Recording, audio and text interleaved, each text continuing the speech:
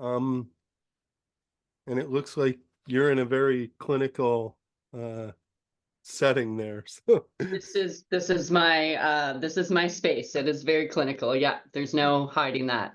No pretty okay, art. This room is new. Otherwise, I would add some art or some flair. okay.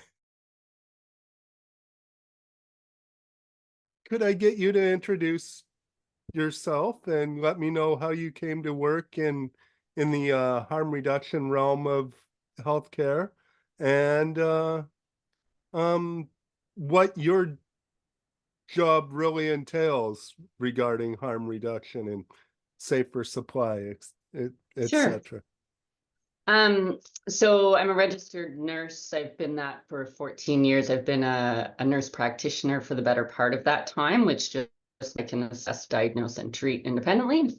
Um, and so I've done a variety of different things. I kind of fell into mental health. I enjoyed the way it let me be with people, I think.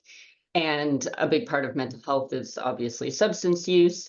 I also come from the East Coast where drinking excessively is just a part of the culture. And so I would say I saw a lot of excessive use. And I also had many, many people who I loved and cared about, and who were some of the smartest people I know that I respected, who sort of fell into substance use. So it never dawned on me to treat that sort of population any differently.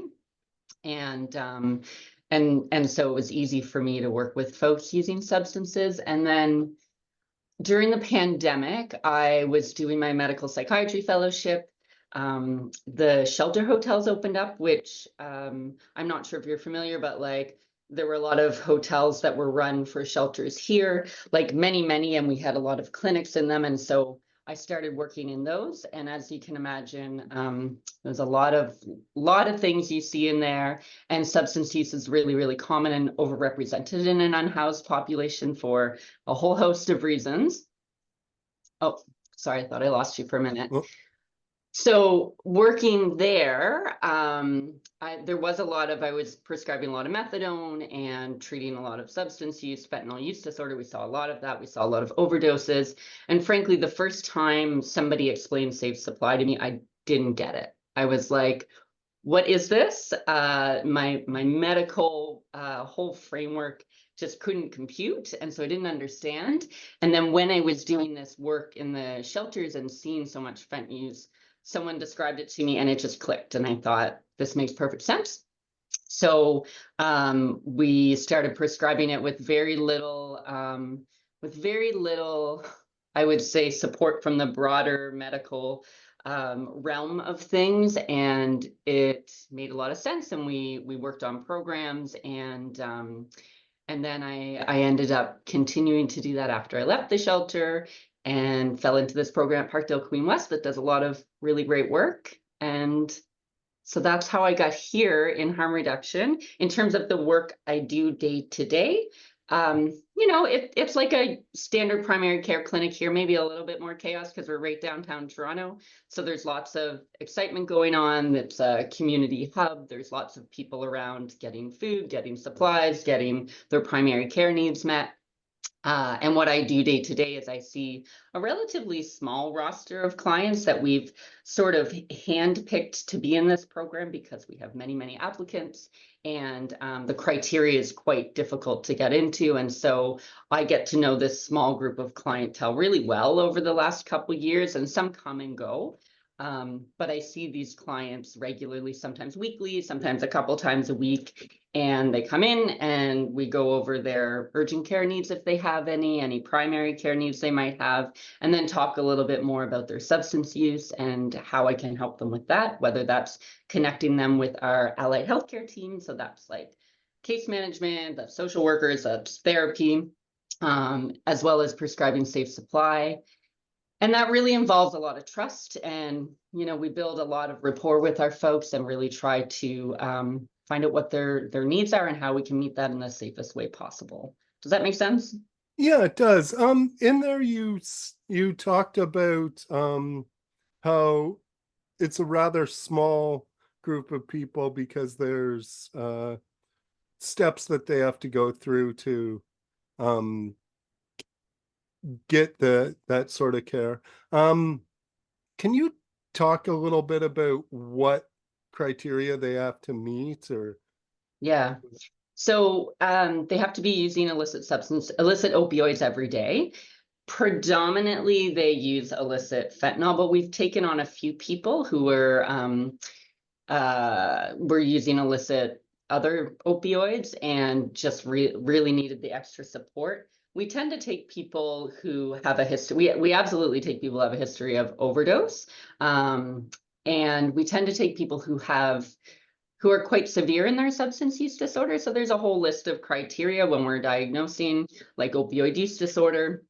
And they tend to meet a lot of those criteria. So, having tried to cut down before, impacting many areas of their life, significant withdrawal. And what we often find is folks have a lot of comorbidities. So they may have Hep C, they may have depression. I would say the majority of our folks have PTSD. And so the process of actually getting people onboarded is challenging because we want to treat so many people and so many people want to be on this program, but we're trying to reserve these few spots for folks who are quite ill and not only need the medical support, but also need the wraparound care that we offer.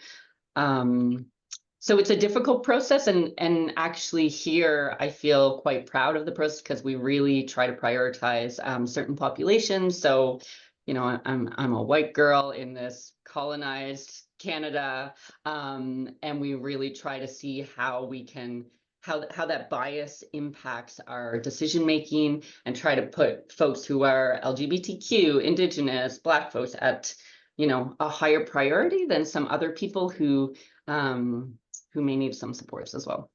Okay. And just really quickly in that you mentioned the wraparound services that are offered. Can you talk a bit about what those are? What other services are? Yeah. Yeah, so from the beginning, it's been a small handful of prescribers, predominantly nurse practitioners, but our primary care team has a couple physicians who are also prescribing as a part of their practice. But the sort of core SOS only care is a handful of nurse practitioners, a couple of registered nurses, a couple of case managers. We had a counselor, we no longer do, but we did have a counselor on the team. And I think that's it. And then because we're embedded within the primary care team, there's chiropody, there's physiotherapy, there are other supports like that. Next, I want to go into the supply of drugs that you're dealing with now. And I'm wondering how to mix this in.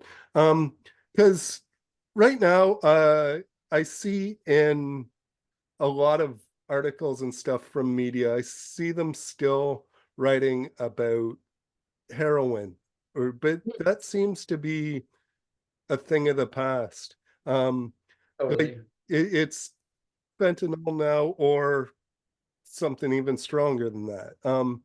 And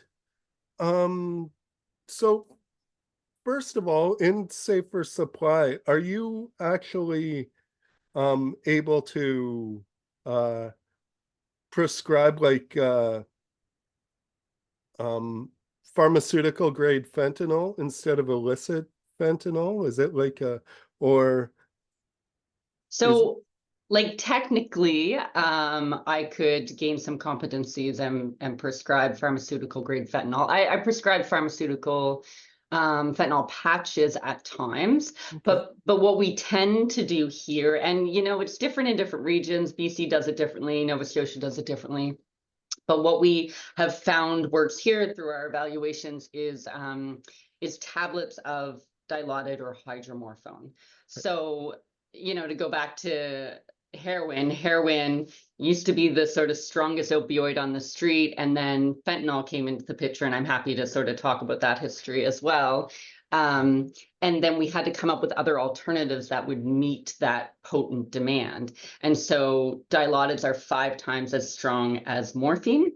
So they're one of our stronger short-acting opioids, second to fentanyl. And so that's why we tend to prescribe hydromorphone. And we do tablets because it allows people the autonomy to take it on their own. And they're predominantly daily dispensed. So we prescribe, say, anywhere from 2 to 30. And folks have the ability to take that throughout the day as they need it. Whereas there are things like injectable heroin programs, which have really great evidence and do wonderful work.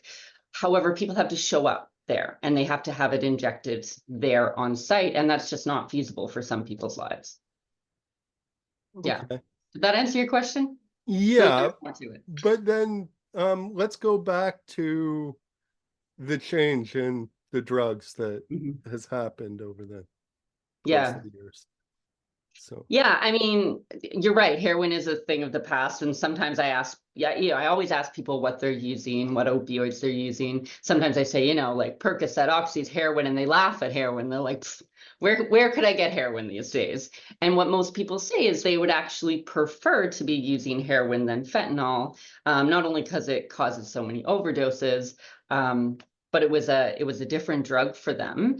And the effect is different. It's also like it's just not as potent and problematic as the fentanyl that we're seeing today. But it is a bit of a thing of the past. And we believe that's because once fentanyl came onto the market, people's tolerance grew to the fentanyl tolerance, which is much higher than it would be for heroin or for morphine or for a lower potency drug. And so once their tolerance is up here, even if they were to have heroin, it's not going to meet that tolerance and they're still going to be in withdrawal, let's say.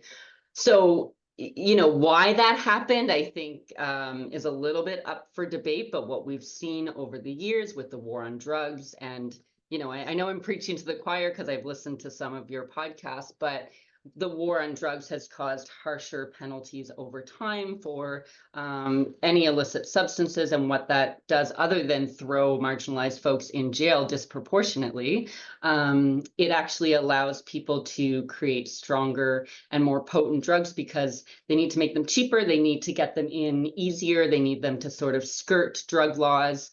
And so we saw that with alcohol. And I don't know if you've listened to the Iron Law of Prohibition Crackdown podcast, but I thought it was excellent.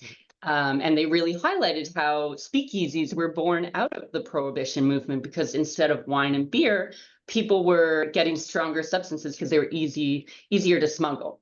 So they were getting spirits in, and then cocktail culture came and you had speakeasies. People didn't stop drinking alcohol, just like people aren't going to stop using opioids because we create harsher penalties. In fact, people find ways to use them that tend to be more potent, that tend to be more dangerous. They're below ground, so people aren't having these harm reduction conversations. And they're mixed with all kinds of stuff now.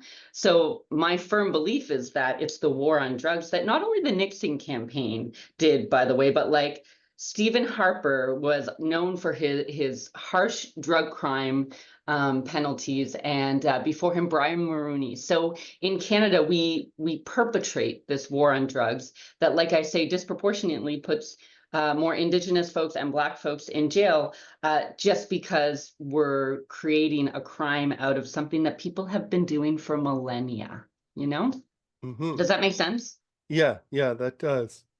And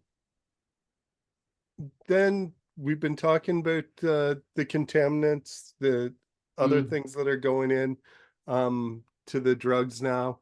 And how does your job get affected by like benzos being mixed in there and other tranquilizers that were never designed for human consumption, Totally. that like are for huge animals that Yeah. Yeah. it's like Yeah. So we know that benzodiazepines are in the supply, and often, like you say, it was never tested on humans. We know that things like tranquilizers for large animals, so xylazine, metoclopramide, they're becoming increasingly more popular in the supply.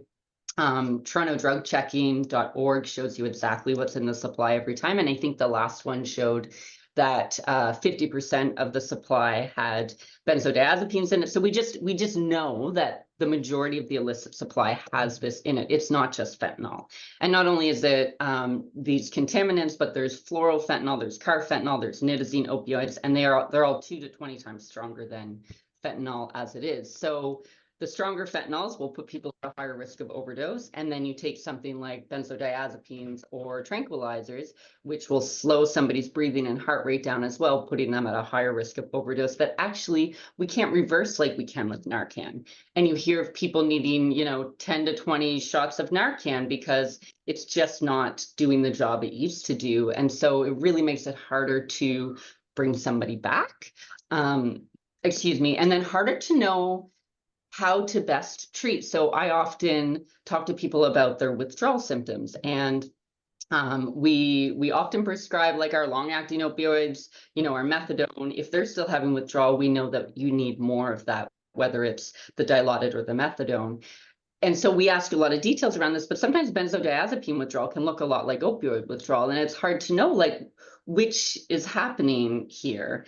How do we best treat that? And then, in my job as a prescriber, I take a risk of prescribing Safe Supply because I think it's worth it. I know it's worth it. It's sometimes harder to take an extra risk and prescribe benzos as well, because we know that benzos plus opioids can lead to overdose, but we also know sometimes people need that to not be in withdrawal. And the other thing is that if people stop their fentanyl suddenly, they're also stopping the other contaminants in there suddenly. And while opioid withdrawal will make people feel like they want to die, it won't actually be fatal, whereas benzodiazepine can lead to seizures, which can be fatal. So it's a really tricky balance to know how to prescribe safely and appropriately and in a way that people are going to be motivated to go to their pharmacy to pick up their medications. Yeah, it makes my job tricky. And the other thing to think about with some of these things is they have different side effects. So benzodiazepines long-term cause cognitive impairment. Nobody wants this, and people are really concerned about that. So I actually end up doing a lot more cognitive assessments on people, education around this, what this might look like. And then similarly, we have to talk to folks about the impacts of tranquilizers that aren't only overdoses and sedation, but it can lead to some kind of weird wounds that we're seeing. Even if you're not injecting, you could be smoking or snorting it, but you get these unusual wounds. So then I have people coming into my office with these difficult to treat wounds that it means they need to come back and get special treatment. It means I need to refer them to other centers. So it's caused all kinds of problems, so many problems. And we're even seeing it in counterfeit Dilaudid and Percocets these days, that there are nitazene opioids and that. So I really just feel like you can't trust the supply, period, which is why I think Safe Supply can be helpful. Okay. And then with Safer Supply, one of the arguments against it is diversion. And do you think there is anything to the complaints about diversion, or is it really just a fear-mongering tactic? This is a loaded question, Colin. I do believe it's a fear-mongering tactic. We don't know what's diverted and what's not. I can tell you methadone gets diverted. I can tell you Cadian gets diverted. So folks who like to say that methadone is the answer to avoiding diversion, I think is completely incorrect. Methadone and Cadian are similarly dangerous if they get into the wrong hands. So I think we need to reframe it a little bit. I also think people are dying. And in 2016, there were 8 deaths a day in Canada, and now there are 22 deaths a day. It's not an issue with diversion. We didn't even have Safe Supply in 2017. We've done coroner's reports that show that the Dilaudid or the hydromorphone are not the cause of overdose deaths. So I firmly believe we're in an opioid crisis. And if we truly believe that Safe Supply is helping this crisis, and I truly do, and we have more and more evidence coming out of that, then I think that needs to be the focus, not diversion. And the other thing is, diversion is a broad term. You know, we use that, it's a medical sterile term, right? And it can be anything from your grandmother giving your mother some Percocets to help her knee pain because she can't get to the doctor because it takes 3 months to get in anywhere, to one of my clients giving their partner a Dilaudid so they don't feel in withdrawal and go to using fentanyl. Similarly, yes, it can also be selling to, you know, gangs or whatever the narrative is that people are spinning here. But I think it is more than just one thing. And people are always going to use drugs, whether it's children experimenting, whether it's adults sharing their pharmaceuticals. And so we need to accept that to some degree. And I do everything I can to mitigate that. And I build a relationship with my clients of trust, and we talk about things. And if I'm worried, I use caution. Like, we're not just handing out, you know, monthly supplies of these dangerous drugs. We talk to them about the risks of if they get into the hands of other people. We tell them our program's at risk if they are selling them. And for the most part, my folks are using heavy amounts of fentanyl. They need every ounce of Dilaudid I give them. So, you know, it is a needed medication that I believe the majority of them are using.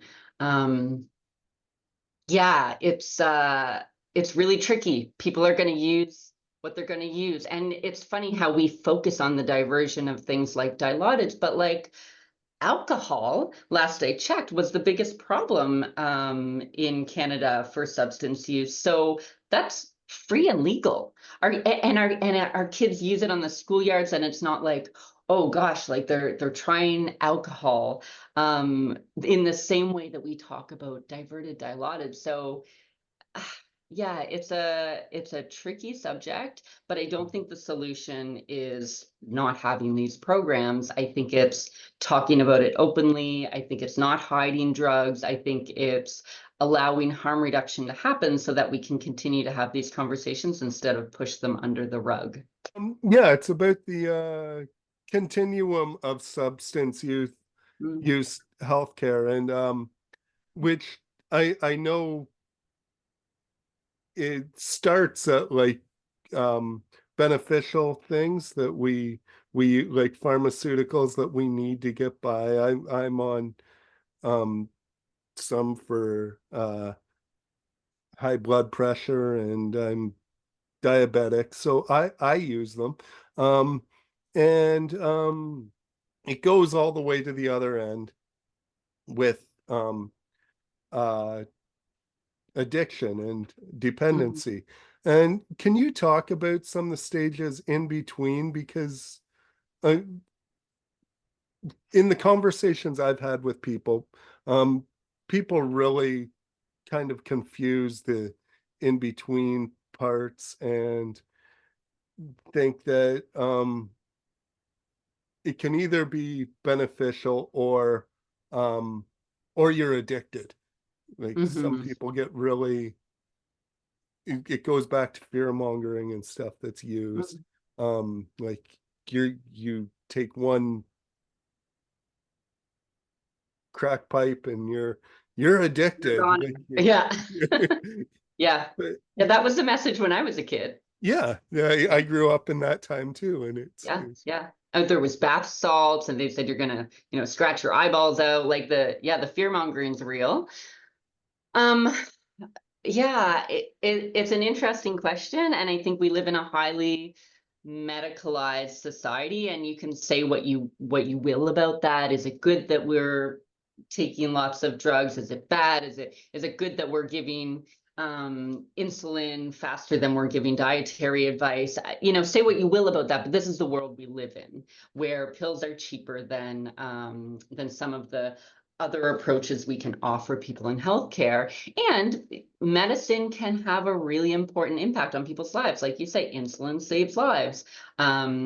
We know that things like if you treat children and adolescents for their ADHD and mood disorder early on in life, they have far less incidence of alcohol use disorder later on in life. So, which chemical are we choosing? And I think that's part of it here, right? Like, how do we pick and choose an individualized treatment plan for everyone? And how do we make sure that doesn't become problematic as best we can? I also think, um, yeah, people have been using substances for so long, and there was a book called The Urge by a doctor, I think his name is called Carl Fisher or Carl Fish, and he said that substance use is just a way of dealing with the pleasures and pains of the world and one manifestation of human suffering. And I love that because I think it shows how human and normal this is, whether it's taking medicine so that your leg doesn't hurt, or using substances so that you're not so triggered by your horrible past trauma every day. And I'm not suggesting that using substances to self-medicate is the same thing as coming to a prescriber and talking about the best treatment plan. But I think it's human. I think it's a normal reaction. I think a lot of folks don't have the support of being able to go to a provider and say, I can't concentrate and I'm depressed all the time and my mood's fluctuating. How can you help me? The other thing we know about mental health and addiction is so wrapped up in that is that it's a biopsychosocial approach. So what I mean is that there's the biology, there's sort of your brain chemistry that you're born with, your other comorbidities or health conditions that can impact that. And then from that perspective, we can also prescribe something biological, an antidepressant, a dilaudid so you're not in withdrawal, et cetera. But there's also psychosocial. And so there's the psychology and there's your makeup and how you regulate your moods and how you deal with anxiety. And there's self-treatment for CBT and there's therapy that you use to treat that. And then there's the social. And like, nobody is going to be able to feel better with their mental health if they don't have stable housing.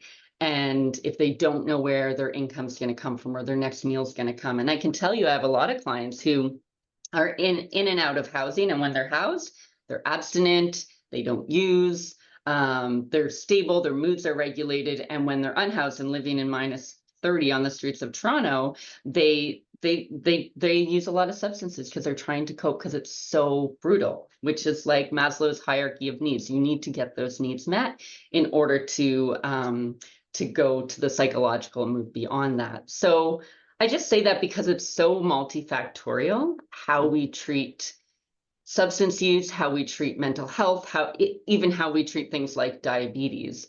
But I think a little more so when you bring mental health into the picture. So I don't know that really answers your question on the continuum. I just feel like it is a very complex subject. And yes, we all, can get a pill from our doctor, and the way we judge that substance in our body can look very different than how we judge somebody who's, taking a Dilaudid from their friend because they're struggling. Okay. Yeah, and I'm not sure what sort of answer I even was looking for from that, because I it is such a huge thing that so I do think you gave an answer that I'm satisfied with. Okay, great. Because yeah, there's such an array of reasons why people end up using. It's so you can't unless you're in a very privileged situation anyways, you can't really actually you can't, but people in a very privileged situation will look at it like everyone's coming at it from a kind of level playing field, and then they'll judge it from Right. that, and you can't. It's 100%. And sometimes I feel like this work is more poverty justice than anything else, frankly, because the majority of folks I work with are struggling financially because we live in a messed up capitalist system that gives some people more and some people less. And so, yeah, there's folks who have a fair amount of privilege and they can maybe go to the treatment centers that are very expensive, or they can get their stimulants prescribed by their doctor because they can get an ADHD diagnosis. But our folks, a lot of whom have ADHD diagnosis, and we know there's a link between substance use and ADHD, they never really got that diagnosis, or they're not getting it appropriately treated, and maybe they're self-medicating with illicit substances, and then it becomes this kind of vicious cycle because they're a bit more dangerous. I want to discuss the misinformation that's being spread in the media about the debates around harm reduction. Like, and I mean, I've worked in media and I continue to do this podcast and everything. And I try not to do that, but I know a lot of misinformation, and I probably am guilty of that in some ways, without meaning to be. But how do you see, or what are some of the mistakes you see journalists making and media making about these subjects?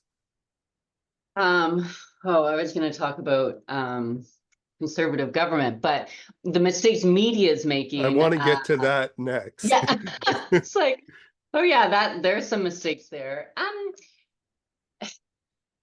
Yeah, the way we spin the story is interesting, and there have been a few articles lately that I've read that the more I dig into what actually happened, the more I realize the title of the article doesn't make any sense for the story. So I'm not going to bring a specific example up on purpose. I'm being intentionally vague here because it's a weird time to be in safe supply, and prescribers are being attacked in the media by certain types, and the way we tell this story, I think, is really important. And something that we've been criticized for in safe supply is not appropriately telling the story. And part of that is because as safe supply programs, it's not our story to tell. It is the story of people with lived experience. However, for obvious reasons, it's not always easy for folks to do that, whether it's because there's shame, whether it's because their lives are too busy at this time, they have too much going on trying to survive. But that story of people with lived experiences, I don't feel like gets out there in an appropriate way nearly enough. We don't hear nearly enough success stories of people who, like you say, crack may not lead to immediate, you're going to get locked up in jail and you have a crack use disorder and you're chewing your face off or whatever. But people use recreationally, and maybe they use crack here or there, but they're holding down a job and they're going to their healthcare provider and they're getting treatment, and maybe it's controlled. So I think the flip side of the story we're hearing now in the media, which is drugs are bad, your diverted safe supply is getting sold on the schoolyard, which PS has zero evidence for it. This story that people are morally bereft because they're using fentanyl and therefore, they don't necessarily deserve our care. Like, these stories are being told in the media way too much. And I think what's not happening is the true story of people who use substances. And not only people that I work with who maybe are like on the more severe end of substance use disorder or struggling a little bit more, but folks who are super successful and still using, whether it's recreationally or whether they also need to go to treatment centers and struggle. Like I say, it's not an easy story to tell. And I don't know where my role as a provider comes into it, except that I need to be cautious. But I do think people don't hear the other side of the story. And I think that's a bit of a problem. Yeah, and in terms of the misinformation, I don't know, we live in a world of sound bites, right? And people don't have attention, and what the headline says is what sticks with people. And I think we need to be really careful what headlines we put on things, because sometimes that's all people see. And when I think about what's in the media about harm reduction now, and Mr. Polivier calling safe consumption sites drug dens, like people will grab onto that and go with it. And they know someone was shot outside of one, and they'll like grab onto that and go with it. But you don't hear about like the community that's formed in these places and the many lives that are saved in these places. So yeah, I don't know. It's tough. I don't know. I mean, you're in the media, like you Yeah. see it day in Well, and day out. you said something there that can, um, I'm, when I was writing for newspapers, one of the most frustrating things was when I wrote what I thought was a good story, um, and they changed the headline when they put it into the paper or Oh, whatever, yeah, or they put their own headline there, and it was like, because sometimes that's the editor, not the writer of the story, right, and it's like, right. wait a second, Yeah, you fucked it up. yeah, yeah. I can It's see that. And I my understanding, and you work in independent media, and that I would yeah, imagine that offers you like a degree of freedom that some people who maybe work at CBC or other places don't have. And I get that we live in a world where they need to make money and clickbait is real. But then when people replay these headlines that are maybe not as accurate as possible, or they just replay them over and over, the general media, the general population are not getting the whole story, right? yeah, and paywalls can be a big problem with that too, because Right. if if you get the headline, the sensational headline, and the first paragraph, Hmm. but it's down later where you learn the real facts, Right. people can't reach that because they can't afford to Yeah. Totally. subscribe Totally. to every newspaper out there. Yeah. Yeah. It's not super accessible anymore. Mhm. Yeah. Could you discuss the misinformation that is coming from the Conservative Party right now and how that affects your work? Yeah, it's bananas. I have never worked somewhere where the political systems that be dictate how I work nearly as much. So as you know, Mr. Polivier is not only taking videos that really show a negative light of folks using drugs, and really say that the problem is the substances, and it's a very inhumane approach, I think, that he's taking. And then he's saying that safe consumption sites are not actually safe, they're drug dens. Very anti-safe supply, thinks that's the problem. This isn't evidence-based, for one, that where he's getting this from, and for two, it impacts voters. And when he is elected in a year, we are going to see a lot of social programming fall to the wayside. And I think the problem we're at in Canada right now is that people are tired of Justin Trudeau for very good reasons. And our only alternative is conservative right now.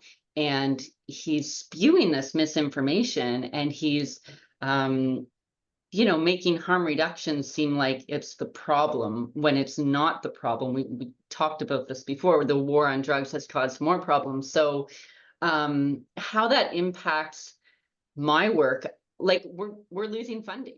And really tragically, over the last year, there's been an interesting downward spiral in the program. And so when I started a couple of years ago, people were excited, and even other providers who were like, I didn't know that I could do that. They were like, good, I'm glad you're here. I'm happy you're here doing this work. And I say that within a community basis. There's some more traditional forms of addictions that will never support us, and that's fine. That's their perspective. But there was a lot more excitement, there was forward movement, we could build up our practices. And in the last year, there was this big, oh shit, like we don't know if funding is going to continue. And so in February this year, we were supposed to hear from SUAP, which is the federal department that funds us and has funded us for years.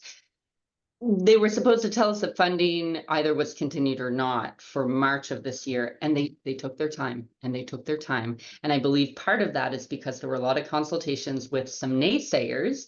And so they had to consult, and it took forever and forever. And so watching that process became very stressful for our small team here to keep doing the work we do that frankly isn't really validated in the conventional healthcare system anyway. There's always newspaper articles coming out saying that safe supply is the problem. We can't consult as many specialists because they feel that we are the problem. So it's already challenging enough from like the larger lack of support. And then to know that possibly we won't have a job in a month. So at this time, like we lost 2 of our nurses. They had to find secure work. So that happened, which is very stressful.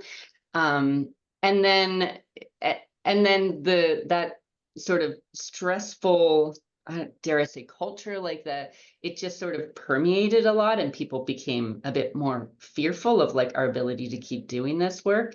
And now we know that next year we lose funding, like for sure. So we got funding eventually, but we had lost half our team, and now we know we get funding because they told us last minute, but we know for sure March it's done. And now we have people who are stabilized on their safe supply, who have housing, that are doing much better, that we have great relationships with. They're finally engaging with the healthcare system, and we have to find a way to either transition or deprescribe them.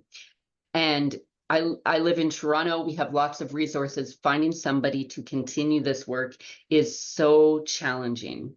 So we're hustling day in and day out to find somebody who will keep these folks going, partly because we know that people will die once they lose their safe supply. And I know that sounds hyperbolic, but in Alberta, when they forced everyone to taper, they forced everyone to go into these very specific locations instead of being more accessible to the population to get their safe supply there. And then they were forced to taper. And then there's like these forced treatment programs as well, or recovery programs.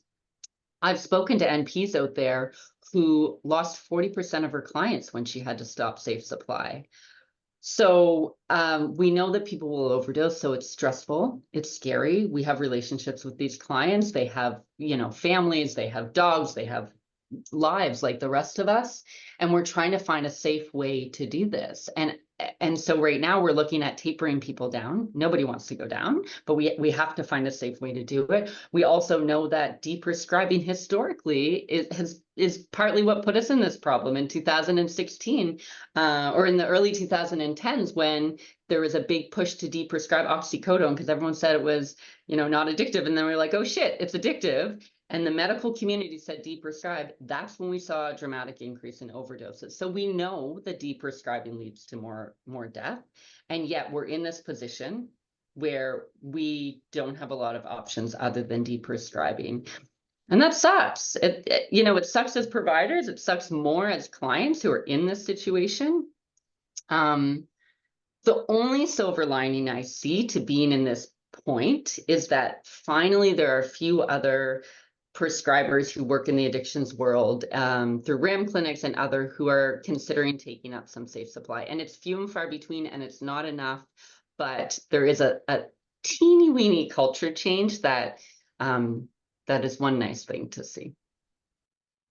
You mentioned like forced recovery, or there's this idea that harm reduction and recovery do not go hand in hand. It's one or the other. Yeah, can you talk about how that idea is wrong, that they don't go together, and how they can work together? Yeah, and so I think, first of all, we have to remember that recovery, like treatment centers, they're just not an option for people. Like that high level of support, they're often very restrictive to get into. It can take people months to get into. Folks who say have a dog and they're the only caregiver of that, they can't get in. If they're on methadone, sometimes they won't accept them in those programs. So that treatment center recovery type of support, abstinence based, is often not even available to folks. But the other thing is that our evidence for long-term abstinence when people go into these programs is it's crap. And like, it's not to say they aren't really valuable and people sometimes need them at a time in their life, but people leave these centers and go back into their lives where they still have triggers, where they maybe still have their mood disturbance to deal with, their, you know, housing situation to deal with. That is day in and day out. And if someone leaves an abstinence-based program and then goes back into their lives, they still need to figure out how to deal with their lives and not use substances then. So they can help for a time, but they are not a long-term solution for a lot of people. So I think that's important to recognize. Like, a lot of people think you just go into these centers and then you're sober and then you're good. I have a lot of people who've gone into these centers and they're sober for the time being, and they come out and then they often end up using again because they have to, you know, there aren't enough PTSD supports and there isn't enough money, etc. Just name the And reason, they right? get out of there and they return to the same problems. Like, Totally. Yeah. it's And what are we doing about those problems? Like, so many of them are societal, and you know, what are we doing to fix those problems? I would argue not enough. So I think that's something to keep in mind. And then the other really interesting thing that's come out of an evaluation of our program, as well as many other programs that we've looked at, is that the majority, or for us, it's 50% of our clients stop using illicit fentanyl. So that was never an intended outcome. Our intended outcome is keep people from dying. So stop overdoses, keep people out of the hospital as much as possible. And what we found in these evaluations is that people reported an improved quality of life. They reported better treatment of other conditions such as Hep C, depression, etc. They reported less infections. They reported less overdoses. And 50% of the time they stopped using illicit fentanyl. And I think that's amazing. And to me, it speaks to the strength of these programs of harm reduction. It speaks to the importance of a relationship. There are many factors that go into these programs. You know, there's the chemical, there's the dilaudid, there's the relationship. There's so many things, and it's hard to tease apart. But I do think the relationship is a big part of it. And if you look at things like psychotherapy, they say that the most important part of your outcome will be the relationship. And addictions is mental health. And so it makes sense that that relationship is important. Now, if you look at a lot of these large methadone clinics that, granted, can do really good work, I'm glad they're around, but we have many of them, and we still have a very large opioid problem and a large overdose problem. And in fact, people on methadone tend to stop at 6 to 12 months, like 50% of folks. Our retention rate for methadone is quite terrible. So if you look at the relationships we're able to build because we have time with people, and often what we've seen is some of these methadone clinics see 90 people a day. Again, they do great work, I'm sure of it. And you just can't do all the other parts of the work that need to be done when you're seeing people so quickly. I don't feel, anyway, I don't believe so. And a lot of our programs are able to do that because we meet people where we're at, because we accept that they're going to use, we talk to them about it.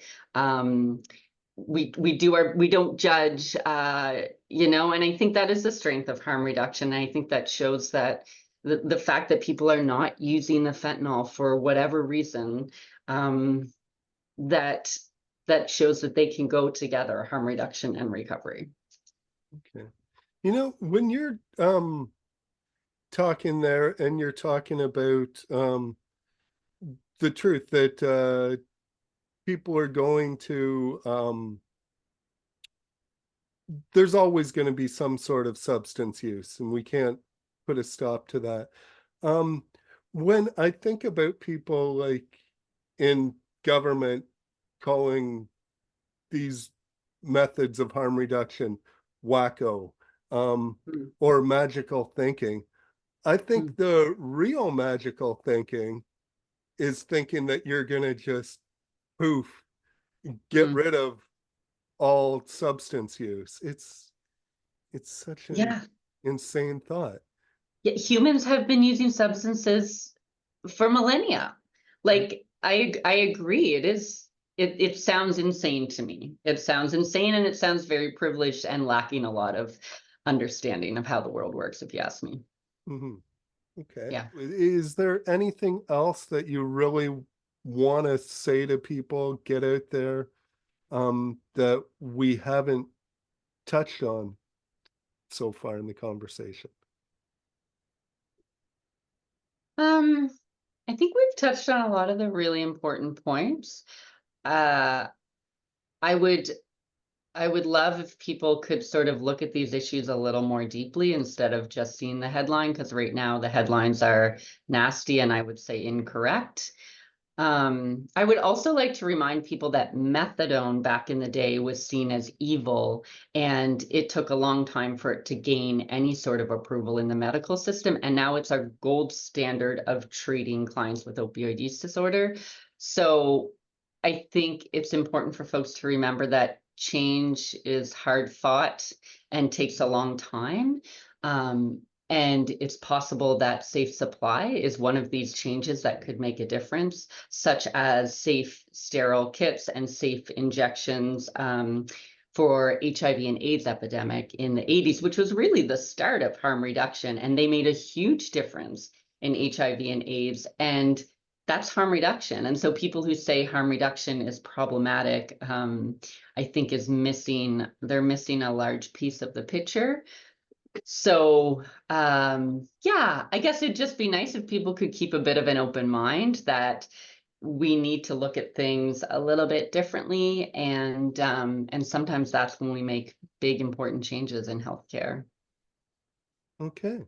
Well, it's been great to talk to you. Thanks a lot for taking the time. And I think that's all I need. So, Thanks for taking the time, and thank you so much for the work you do, Colin. I really appreciate it. all right. Thank you. It's been nice chatting. All right. Bye. Take care. Bye-bye.